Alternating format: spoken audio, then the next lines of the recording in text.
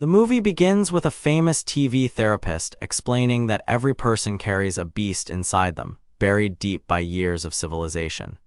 He says repressing our primal instincts only creates a monster waiting to break free, but no one listening understands how real that monster truly is.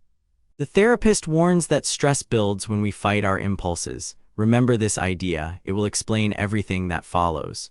Karen's husband Bill and the police have been coaching her for weeks. They want her to meet Eddie face to face in a controlled sting. Karen wires up with a hidden transmitter and walks into the dark streets to find Eddie. The police listen from a van parked nearby. The signal weakens as neon lights flood the street. An officer warns that the interference is bad, but Karen keeps walking toward the meeting point. The police describe Karen's purple outfit so patrol cars can spot her. She is brave, but she is walking into something no one fully understands. Inside the booth, adult films flicker on small screens. Eddie says he and Karen have a lot to talk about. He asks her not to turn around yet. The police strain to hear through the static. The signal breaks up completely. Bill panics in the van, demanding to know where Karen is. Officers scramble through the streets searching for the booth. Karen is alone with Eddie, and no one can hear her anymore. Karen screams. The police hear the scream and burst through the door. They find Karen in shock, frozen, unable to speak. Eddie is brought down in a hail of bullets, but something about the scene does not add up. The officers stare at what remains of him. Karen stumbles outside, covered in traces of the attack. She is alive, but she cannot remember what Eddie showed her in that booth. Karen tells the police she remembers nothing after pushing open the door, just strange fragments that surface only in her dreams. Detectives search Eddie's apartment and find walls covered in horrific drawings. He signed his work. His full name is Eddie Quist. Dr. Wagner, Karen's therapist, examines the drawings. He says Eddie was controlled by the primitive side of his brain, the part that craves violence. The news director wants Karen back on camera. She is the reporter who caught Eddie the Mangler. The ratings will be enormous. Karen is not ready. She feels shaky and disconnected, but the director pushes her toward the broadcast, hungry for the story. Karen goes on air but freezes. She sees flashes of the booth in her mind. Her eyes go blank and the broadcast falls apart. Karen tells Wagner she remembers pushing open the door, being outside, finding traces of the attack on her skin, but the moment itself is a black hole. Wagner recommends Karen spend time at a retreat he runs called The Colony. It is a remote community for very special patients to reconnect with their primal selves. He says the colony will help Karen tackle her amnesia. She is unsure, but Bill urges her to give it a chance. They need to do something. Bill and Karen drive to the colony, a wooded community deep in the countryside. They meet Charlie Barton, a board member who raises cattle nearby. Charlie welcomes them warmly. He gives Karen a tour of the grounds. The residents seem eccentric but harmless, but something about the place feels wrong. Marcia is described as elemental, full of raw natural energy. She keeps her distance from Karen, but she has already noticed Bill.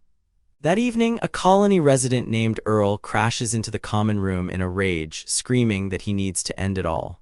Wagner rushes to calm him. Earl says the cycle goes on and on. He begs Wagner to let him burn. The other residents act like this is just one of Earl's tricks. Wagner soothes Earl and sends him to bed, but Karen catches a glimpse of something in Earl's eyes that chills her. This is not a simple breakdown. That night, Karen and Bill hear something howling in the woods. Bill dismisses it as the wind. Karen knows it is something else entirely. The next morning, Karen reports seeing something moving in the dark. The colony calls a local man named Sam Newfield to investigate. Sam says coyotes often wander near the colony looking for garbage, but Karen is not convinced. What she heard was far larger than a coyote. Karen and Bill visit the county morgue to check on Eddie's body. The drawer is empty. Eddie's corpse has vanished without a trace. The attendant says a colleague once found a body smiling up at him from a delivery bag. Strange things happen around these parts. The dead do not always stay still. Sam organizes a wolf hunt through the woods. Bill joins the search party carrying a rifle. Karen stays behind, uneasy about what they might find. One of the hunters jokes that they do not need dogs because a young tracker named CC is part bloodhound. The mood is light, but the woods are dark and watchful. Bill separates from the group during the hunt. Something moves between the trees. He catches a glimpse of a shape that does not belong to any animal he knows.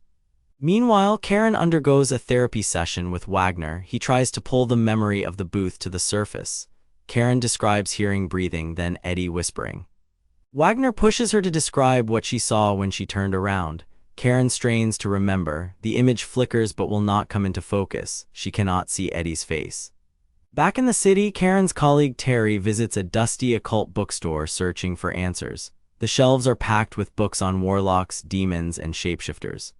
Terry reads about a series of attacks where victims showed signs of animal assault. The descriptions match Eddie's crimes with terrifying precision. The bookstore owner tells Terry that classic werewolves can change shape at will, day or night. They are not bound by the full moon. He calls them shapeshifters. He explains that silver bullets are the only way to stop them. They regenerate from any other wound, cut off a limb, and they grow it back within days. Terry asks if he believes in any of this. He says he is just making a living, but someone special ordered silver bullets from his shop and never picked them up.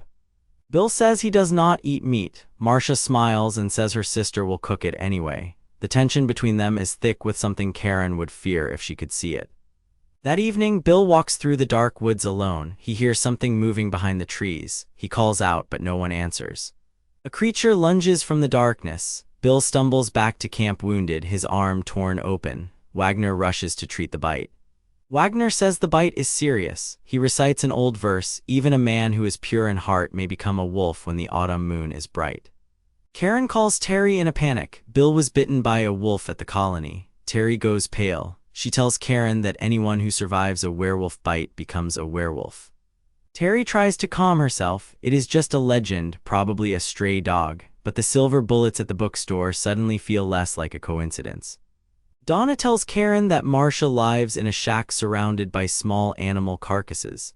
Karen suspects Marcia is making a move on Bill. She sounds paranoid, but she is right to be afraid. Bill tells Karen he will eat anything when he is hungry enough. The words sound innocent, but something behind his eyes has started to shift. Karen reaches for Bill, but the distance between them is growing. They are out of sync. He does not want the same things anymore. Karen discovers something in the woods that confirms her worst fear. Eddie's drawings depict this exact landscape. The colony is where Eddie learned what he was. Karen wakes from a nightmare to find deep scratches on Bill's back. They were not there the night of the attack. Something is changing him from the inside. Karen confronts Bill about Marcia. He deflects, calling her paranoid, but his anger is too sharp, too quick. He is hiding something he may not fully understand yet. Karen tells him about Eddie's drawings matching the colony. Bill says Eddie is dead, but Karen knows the dead do not always stay gone in this place. Karen calls Terry and asks her to search the files under the name Quist. Terry finds it. Quist, Marcia. Eddie and Marcia are siblings. The colony is their home. Karen grabs the file and runs. She needs to reach the police before the colony realizes what she has found, but the woods are watching. Terry contacts the state police and arranges to meet Karen, but the colony has eyes everywhere. Time is running out. Terry arrives at Dr. Wagner's office with silver bullets in hand. She pushes open the door and finds the room destroyed. Evidence of a violent struggle covers every surface. Wagner's secret is no longer hidden. He is not just Karen's therapist. He is the leader of the pack, and he has been guiding Karen into a trap from the very beginning. Eddie tells Karen he wanted to see her again. He says he trusted her. He wants her to look at him to see what he truly is beneath the skin. Eddie says he watched Karen on TV and knew he could make her feel alive. He wants to bring her over to his kind, but first she has to see the truth. Eddie's body begins to twist and stretch. Bones shift under his skin. His face elongates. Karen watches in frozen horror as the man becomes something else entirely. This is what she saw in the booth. The colony residents gather around Karen in a circle. They say Bill has already been turned. Given time, he would have brought Karen to them willingly. Now they will finish the job themselves. Marcia and the others close in. Wagner admits he brought Karen to the colony because she had seen too much. The pack must protect its secret, and Karen is the loose end. Terry arrives at the colony with the silver bullets. She finds Karen's trail and follows it into the woods. The two women are the only ones who know the truth and the only ones who can stop it. Karen and Terry take shelter inside a cabin. They load the silver bullets and brace the door. The howls grow louder. The pack is closing in from all sides. Eddie tears through the wall in full wolf form. His massive body fills the room. Karen raises the rifle and fires a silver bullet into him. He collapses. This time he does not get back up. But the pack keeps coming. Marcia bursts through another wall, her face twisted into something neither human nor animal. Terry fires. The silver bullet finds its mark. One by one, the colony members fall to the silver bullets, but there are too many. Karen and Terry are running out of ammunition and out of time. Karen raises the rifle. Bill reaches for her. She fires. The silver bullet strikes him. He falls. The man she loved is gone, replaced by something that wore his skin. Karen collapses beside Bill. The cabin is silent. The pack is broken, but Karen feels something stirring inside her own body. A scratch from the escape. A bite she did not notice. The change has already begun. Karen knows the only way to warn the world is to show them what the colony really was. She grabs the footage of Eddie's transformation and heads for the news station. Karen goes on live television. She tells the audience that monsters are real and they walk among us. She has the proof right here. But Karen feels the heat rising inside her. Her teeth ache. Her skin itches. The beast that Wagner talked about on her very first day is clawing its way to the surface. Karen looks directly into the camera. Her eyes change. Her face begins to stretch. The audience watches in real time as the reporter they trusted starts to become the very thing she warned them about. The broadcast cuts to black. The world has seen the truth, but the beast within Karen has already been unleashed and there is no stuffing it back down.